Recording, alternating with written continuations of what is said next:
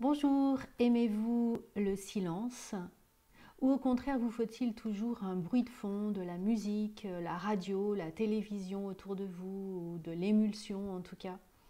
Et quels pourraient être les bienfaits du silence? Bonjour à tous, je suis Véronique Chaput, sophrologue praticienne en hypnose et bioénergétique, et j'aime le silence, le vrai silence. Alors, que peut-on aimer dans le silence?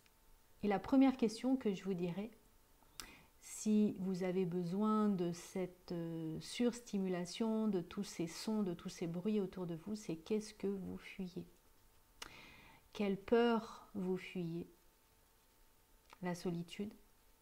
Est-ce que vous fuyez les ruminations? Et peut-être est-ce le moment de vous reconnecter à vos émotions pour pouvoir vous sentir bien, parfaitement bien dans le silence.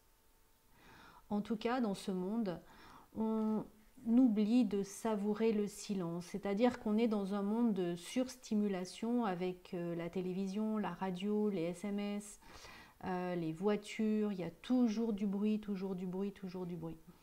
Et c'est hyper fatigant pour le corps et pour notre cerveau.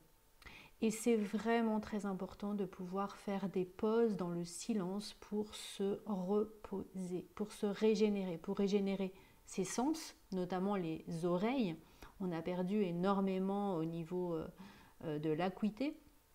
Et c'est vraiment important de pouvoir observer toutes les merveilles qu'il y a à voir tout autour de vous et à entendre de la nature, ces sons de la nature qui sont des tout petits bruits que vous ne pouvez pas écouter. Euh, Par exemple, une feuille qui bouge, euh, par exemple, les bruits d'ailes d'un oiseau, etc. Et tout ça, c'est vraiment important d'être dans ce moment présent, dans ce que vous faites, et de ne pas être stimulé tout le temps à faire des choses et en même temps écouter de la musique.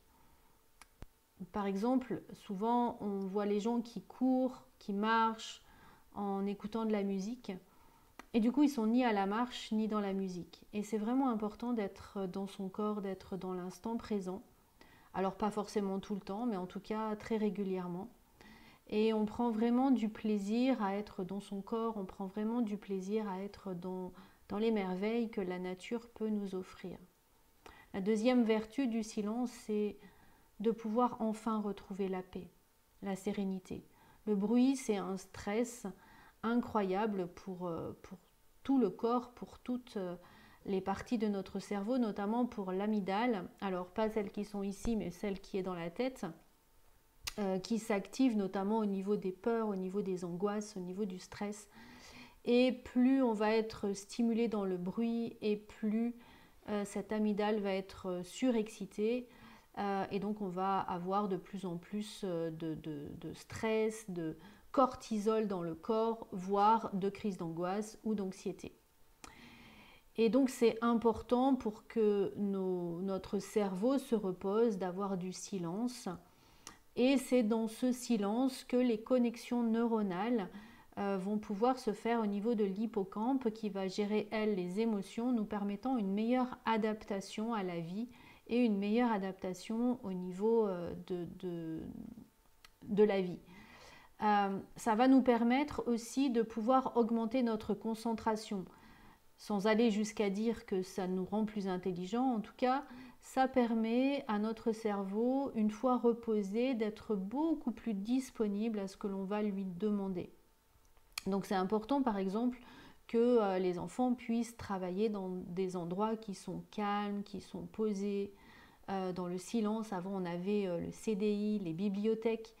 Alors maintenant, ça fait un petit peu relou, mais c'est vraiment important qu'il n'y ait pas tout le temps cette surstimulation de musique, notamment les musiques actuelles qui pulsent, en tout cas au niveau cardiaque, et ça m'amène au niveau de la santé parce que toutes ces surexcitations, ce surstress va nous amener à des maladies cardiovasculaires, tout simplement parce qu'on a besoin de silence à l'intérieur pour que notre organisme soit en équilibre. Et puis le dernier point qui me semble vraiment très très important au niveau du silence, c'est entendre la vie, entendre notre âme. Imaginez le murmure de notre âme, ce que l'on appelle par exemple l'intuition.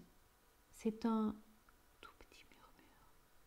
Et ce petit murmure, si vous avez un brouhaha incessant, vous ne pouvez pas l'écouter. Vous ne serez pas relié à qui vous êtes. Et du coup, vous allez prendre des décisions qui sont peut-être erronées, vous allez faire des erreurs tout simplement parce que vous n'entendez plus les messages de votre âme, de vos guides, ce message de l'intuition. Comme disait Jung, qui regarde dehors rêve, qui regarde à l'intérieur s'éveille. Et c'est dans le silence que l'on peut s'éveiller. J'espère que cette vidéo vous aura donné quelques bonnes idées, en tout cas pour pouvoir prendre soin de vous, pour pouvoir apprécier, aimer le silence. Vous pouvez le faire par exemple au moment de la cohérence cardiaque, quelques minutes par jour et puis augmenter au fur et à mesure. Et vous pourrez ainsi profiter après de longs moments dans le silence, dans le calme, et vous sentirez que votre corps se régénère et du coup profitez vraiment réellement de la vie. Je vous souhaite une belle journée.